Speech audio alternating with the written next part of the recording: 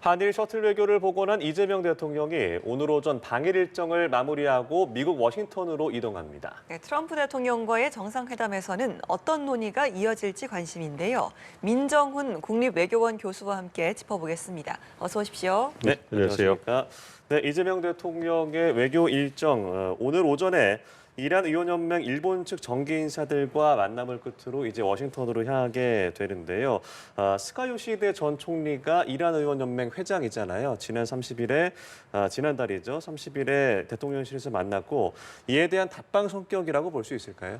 그렇죠. 아무래도 우리 대통령께서 미국을 방문하시기 전에 이례적으로 일본을 먼저 방문하셨고 예. 그러한 방문으로 인해서 말씀해 주신 것처럼 일본 언론들의 평가가 굉장히 긍정적으로 나오잖아요. 예. 그런 측면에서 어떻게 본다면 대일 외교를 수행하는 데 있어서 중요한 파트너들을 이번에 만나는 그런 행보를 보인다고 볼 수가 있고요. 말씀해 주신 것처럼 이미 이제 그 스가 전 총리께서 이제 그 수석 대표를 하셔가지고 일본 대표단이 우리 대통령을 방문하셨기 때문에 그에 대한 답한 성격도 있고요. 무엇보다도 이제 그 이번에 일본 방문의 일정을 보면 제일동부들과 만나셔서 간담회를 하셨고 그다음에 이시바 총리와 정상회담을 했지 않습니까? 이를 통해서 양국 간의 다방면에 걸쳐서 협력을 확대해 나가겠다 이 부분에 대해서 강조를 하셨고 이와 더불어서 이제 의회를 이제 보듬으신 거죠. 그러니까 중요한 정치적 파트너인 의회까지 일본 의회까지 보듬으로 해가지고 이제 이재명 정부가 대일 관계에 있어가지고 상당히 미래지향적이고 그리고 이제 긍정적으로 나가겠다는 이런 의지를 보여준 거기 때문에 이러한 측면이 일본에서도 매우 긍정적으로 받아질 거다 이렇게 기대를 하고 있습니다. 예, 어제 두 정상이 이제 셔틀 외교 재개를 선언했다는 점에서 참 의미가 있다고 평가가 되는데 어제 있었던 공동 언론 발표문에서 무엇보다 이제 같이 하는 이웃이다라는 표현이 등장을 했거든요. 이런 부분은 좀 어떤 의미로 해석을 해야 되고 또 양측의 공통된 인식이 투영된 배경도 좀 짚어주실까요? 아무래도 한국과 일본은 오래된 이웃 국가로서 이제 과거사라든지 아픈 역사도 있기도 합니다만 먼저 생산을 하는 이런 부분들 산업 구조라든지 수출 구조 이런 걸 보면 상당히 많은 부분에 있어서 공통점이 있어요. 그리고 사회나 문화 이런 측면에 있어서도 서로 공유하면서 발전하는 측면이 크기 때문에 어떻게 보면 뗄 수 없는 그런 이웃 사이라 할 수 있는데 말씀드린 것처럼 아픈 역사도 있고 즐거운 역사도 있기 때문에 이러한 부분에서 굉장히 조심스러운 측면이 있는 거죠. 특히 이제 트럼프 행정부라는 자국 이익을 굉장히 최우선시하는 이러한 미국 정부가 들어온 이후에 세계 정세가 요동치고 있잖아요. 그런 측면에서 통상이라든지 외교안보 측면이라든지 한국과 일본이 굉장히 공유할 수 있는 분이 많이 있지 않습니까? 그런 부분에서 이제 이번에 일본 방문을 통해 가지고 우리 대통령께서 말씀하신 것처럼 함께 공통으로 해결할 수 있는 공통으로 필요성을 느끼는 부분에 대해서 이제 협력을 하자 이런 말씀을 하셨거든요. 이런 부분이 우리뿐만 아니라 일본도 어떻게 보면 굉장히 간절하게 바라는 측면이 있거든요. 과거사 문제 때문에 한국과 일본 간의 관계가 굉장히 경색 국면에 있긴 했습니다만 네. 경제나 통상 외교안보 측면, 사회문화 측면에서 양국의 협력 필요성, 특히 외교안보나 경제통상 부분에 있어서는 상당히 중요한 파트너다 이렇게 말씀을 드릴 수가 있겠습니다. 이러한 부분을 이제 우리 정부, 신정부가 들어와서 진보 정부가 들어왔음에도 불구하고 과거사 문제는 원칙대로 이제 직시를 하지만 이것보다 더 중요하게 미래로 나아가자 이런 얘기를 하면서 일본의 손을 내밀은 거거든요. 네. 이러한 측면에서 일본도 많은 긍정적인 평가를 우리 정부에게 할 것이고 이러한 공통적인 환경, 인식을 바탕으로 해서 향후에 한일 간의 관계가 나아질 거다. 그리고 그것의 초석에 셔틀 외교가 복원되고 있다. 이렇게 볼 수가 있겠습니다. 예. 그리고 이시바 총리는 1998년 김대중 오부치 선언의 계승 의지도 확인을 했습니다. 그러니까 과거에 대한 어떤 반성 그리고 사과에 대한 것을 확인한 거라고도 볼 수 있을 텐데 다만 이번에는 이 과거사에 대한 얘기가 최소화가 됐잖아요. 앞으로 이 한일 관계의 실용 외교 전략에서 이 관계가 좀 어떻게 이어질지도 궁금한데 어떻게 예상하세요? 우리 정부가 강조하고 있는 것은 투트랙 접근법이죠. 예. 과거사 문제라든지 민감한 역사 문제에 있어서는 직시를 하되 그러나 그 부분을 이제 굳이 부각시키지 않겠다. 그러나 원칙적으로 사과할 건 사과가 가야 되지 않겠느냐 이러한 부분에 대해서 강조를 하는 부분인 거고 네. 이와 더불어서 그것보다 더 중요한 것은 이제 한일이 미래지향적으로 성숙한 관계를 형성을 해서 서로 윈윈할 수 있는 그러한 환경을 만들어보자 이런 그 전략을 갖고 있는 것이거든요.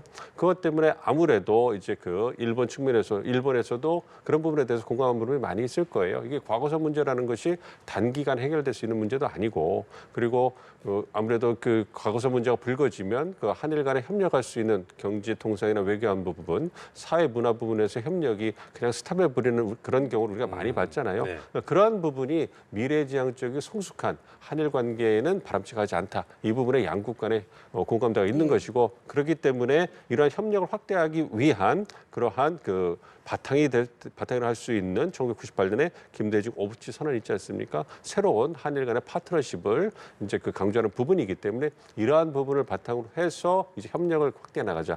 그리고 민감한 부분은 굳이 그 부각시키지 말고 이제 관리하면서 넘어가자. 이런 부분을 했기 때문에 그러한 기조가 반영이 돼서 이번에도 다방면에 걸쳐서 한일이 윈윈할 수 있는 협력할 수 있는 이런 부분에 대해서 공동 발표문을 보여줬고요. 반면에 민감한 부분이라 할 수 있는 과거사 문제라든지 이런 부분은 굳이 건드리지 않은 이런 모습을 보여줬다라고 보고 있습니다. 예, 이번 이 대통령의 방일에 대해서요. 일본에서도 꽤 높은 평가가 나오고 있는 것 같습니다. 먼저 미국을 방문하기 전에 일본을 먼저 들른 점, 그리고 또 8월에 좀 방일을 했다는 점, 이런 부분 등이 좀 일본에서 높은 평가를 받고 있는데 미국에서도 환영하는 발언이 나왔단 말이죠. 이 부분에 대해서 삼국이 좀 공감을 하는 그런 요소들이 좀 있는지 미리 또 이야기가 된 부분 아니겠습니까?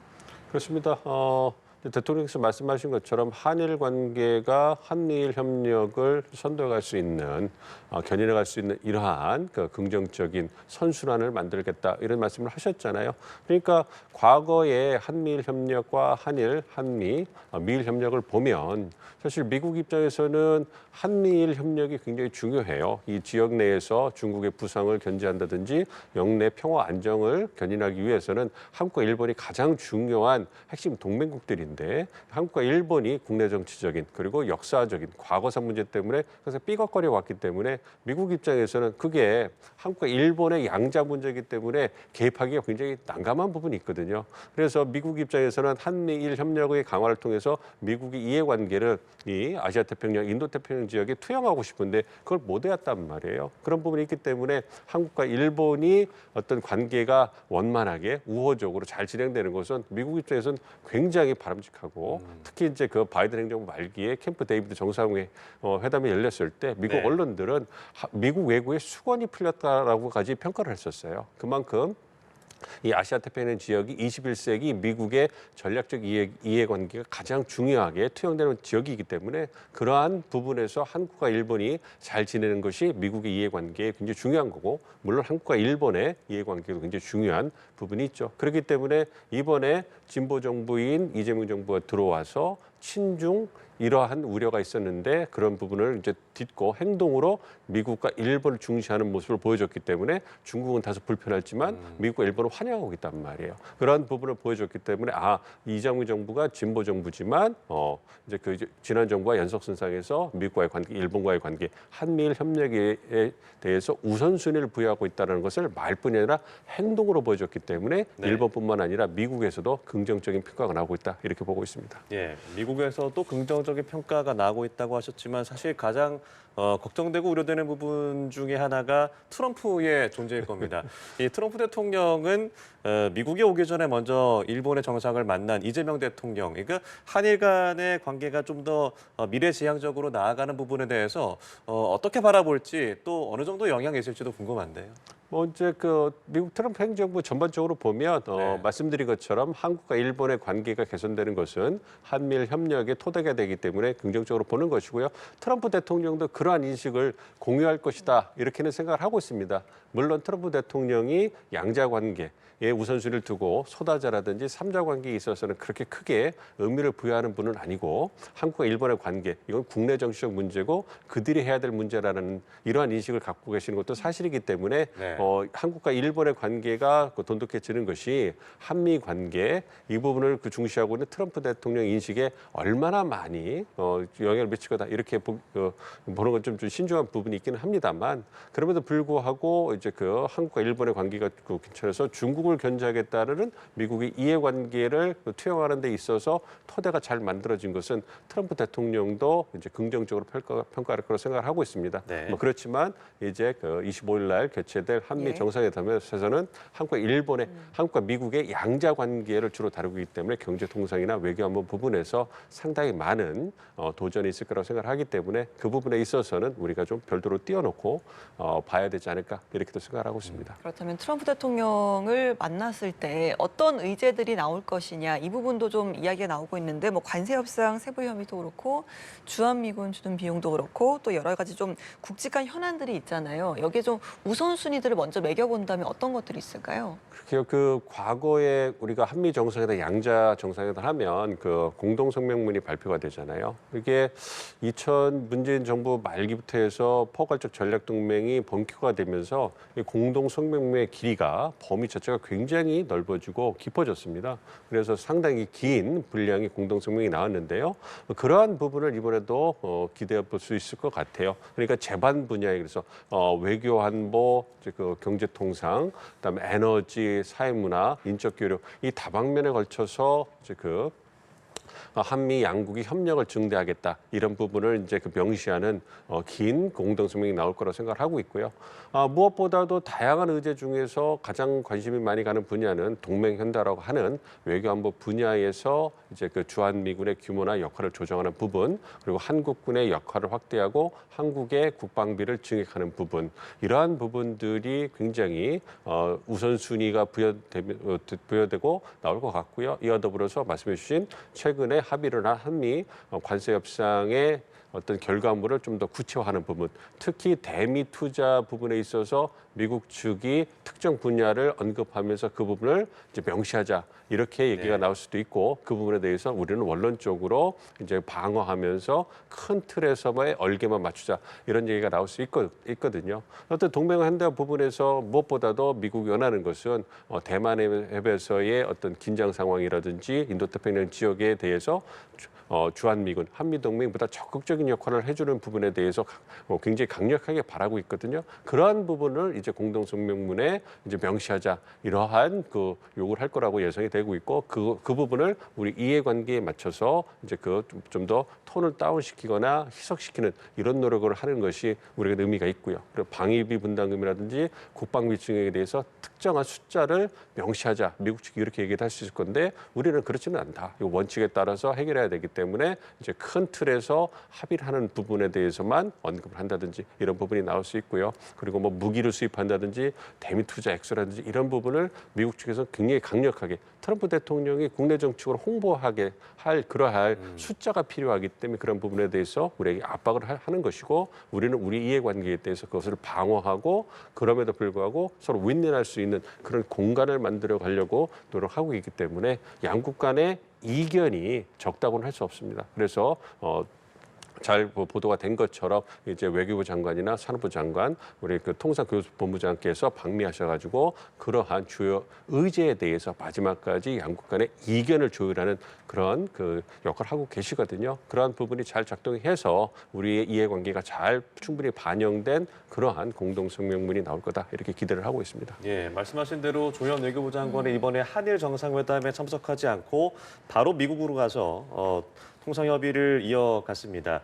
김정관 산업부 장관 그리고 여한구 통상교섭본부장도 또 각자 이제 카운터파트와 함께 회담을 하고 협상을 하고 있는 그런 과정인데 사실 이제 이런 바텀업 방식의 회담이 아닌 트럼프의 방식은 탑다운 방식이 그동안 많이 좀 보여져 왔잖아요. 이번엔 좀 어떻게 좀 예상을 하십니까? 트럼프 대통령이 탑다운 방식을 선호한다고 하더라도 예. 동맹국 간의 정상회담, 그러니까 그 최근에 그 백악관에서 열렸던 많은 논란이 됐었죠. 트럼프 대통령과 젤렌스키 그다음에 나토 예. 어떤 동맹국들 간의 그 어떤 그런 협의하는 모습이 뭔가 트럼프 대통령이 왕이고 어떤 그 나토 수장들께서 뭐 신하가 된 듯한 이런 모습을 보여주면서 유럽 국가들에서 굴욕 외교다, 뭐 이게 강압 외교다 이런 얘기가 나오지 않았습니까? 이 부분은 좀 우리하고 좀 다른 거예요. 왜냐하면 러시아 우크라이나 전쟁은 해결되지 않고 누군가가 책임을 지고 끌어 나가야 되는 부분이 있기 때문에 그 역할을 트럼프 대통령이 하는 거기 때문에 그러한 모습이 연출되고 그 바탕에는 트럼프 대통령의 개인적인 선호가 있겠죠. 예. 그렇지만 이 동맹국 간의 그 정상회담은 실무 차원에서 이제 그 주요 의제에 대해서 협의를 하고요. 거의 마무리를 짓고 대부분의 경우에는 다 마무리가 돼서 정상께서 확인하는 이런 절차를 거칩니다.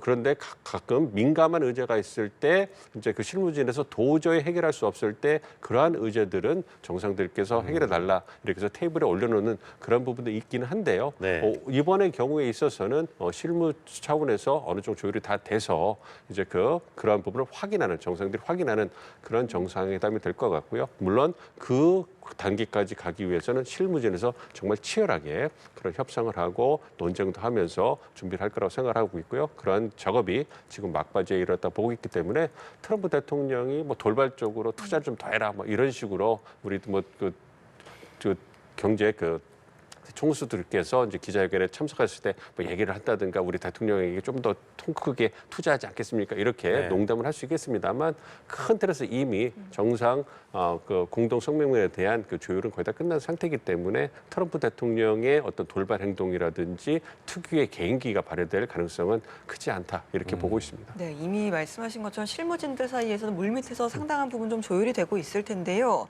사실 이번 정상회담에 올라가야 될 의제들이 상당히 좀 복잡한 내용들이 좀 많더라고요. 뭐 예를 들어서 핵연료 제철이라든지 우라늄 농축 허용을 가능하게 하는 한미 원자력 협정 개정이라든지 혹은 뭐 방위분담금 증액 요구라든지 또 유사시에 주한미군의 그런 활동 범위를 넓힐 수 있는 그런 좀 전략적 유연성 같은 복잡한 사안들이 많거든요. 이런 부분이 이번 한미 정상회담에서 어느 정도 절충안을 좀 확실하게 잡을 수 있겠는지 이 부분도 좀 궁금합니다.